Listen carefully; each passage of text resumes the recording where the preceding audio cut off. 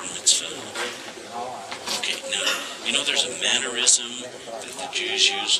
For example, when you pray, it's appropriate to have some kind of head covering. Masada cap is okay. Okay, now the Yiddish word is yarmulke. Okay, so any head covering works. Alright? So, one day in St. Louis, 37 years ago, about Barry Kaufman's time, I knew I was coming to Israel. So I befriended the Shaliach, that's the kind of the mission president of the Jews that helps Jews come home. And he had a youngster just turning 13. And the youngster invites me to his bar mitzvah. Now, I wasn't very active in the Jewish community, was I? I was the state mission president at the time. Okay, so. Anyway, got to be good friends, and he invites me to his bar mitzvah. Would you go? Yeah. So, walk in the synagogue, what's the first thing guys got to do? There's a little box there. Cap on. Okay. Is that all right? Then the kid comes to me and says, Mr. Rona, I'd like you to help me do the bar mitzvah. Really? And in order to do that, you're going to have to wear a talit. A talit is a garment, literally a religious garment.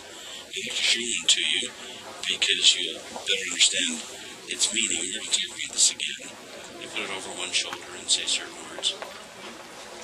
Put it over the other shoulder and say certain words. This garment has to have corners, because on the corners are special marks that make it a religious garment.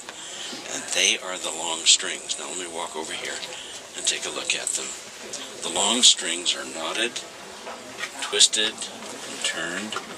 And if you were to count the long strings, the knots, the twists, the turns, you'll come up with 613. Does that sound familiar? I did mention it yesterday. That's how many commandments there are. You thought there were 10? The Jews have 613. I was at a fireside one day. Marvin Goldstein was at the piano, and I'm showing the talit. Comes up the pulpit and says, would you explain the reason for the 613? I said, well, yeah, they're the commandments. 365 don'ts and 248 do's. And Marvin says, oh, I thought it was because we found out the commandments were free, so we took as many as we could get. It's a Jewish thing. So, what's a garment supposed to do? By the way, this sounds very familiar too, doesn't it? Because there has been a restoration. This is a remnant of something that was part of a true religion once. What happened to that true religion? It died. It's been restored. Is it going to die again? It's the new and everlasting. Okay, and that's why these things are familiar. If it's okay, we're going to talk about this again. So one day, I'm at the bar mitzvah, and the kid makes me put the talit on. And he says, I'd like you to carry the Torah scroll. He knew I was Mormon. And he wanted me to become more Jewish. So here I sat with the talit on. I'm on the front row. Men on one side, women on the other. Okay. I got a kippah on. I got the talit on. Remember, I'm the stake mission president, as we had in those days. And this weird thought came through my mind. What happens if someone else from the St. Louis stake happens to show up? Hey, look at that! Brother Rona's getting all Jewish. I was really nervous. And I figured, look, it wouldn't hurt. This is a New York expression. It wouldn't hurt. I'm going to help him read the scriptures. I knew I was supposed to do something, but man, I hadn't had a bar mitzvah. I've been a Latter-day Saint since I was about 9. So anyway, I sat there, and it's my time. Fortunately, it's not an Orthodox synagogue. And whoever was in charge calls me forward. I go right up to him, and I said, sir, could you tell me what to do? He looked at me and said loudly, are you some kind of Jew? Now, I had my suit and tie on, my talit on, and you know what was in my pocket?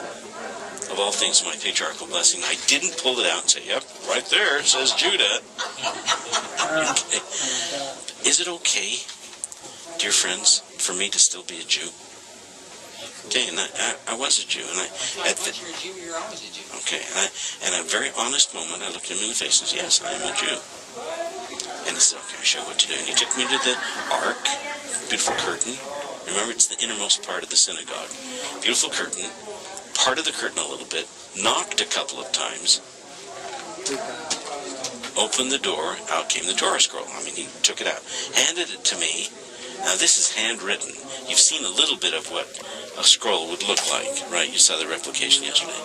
So here I'm holding it, and I know that it's so sacred, you never put it down. You don't even put books on the floor in our custom. And I don't know what to do. So he says, go up the aisle on the outside and down the middle and present it to the boy. I realized, here I am representing the congregation, so I come from the congregation. Here, kid, read to us, teach us. It's an honor, and I figured I'm going to do this quickly, get it over with. I am racing up the aisle, and some woman grabs a hold of one of these strings. Hold on. Right there, the string. Long one. Don't let go. I'm walking along, and this thing comes off.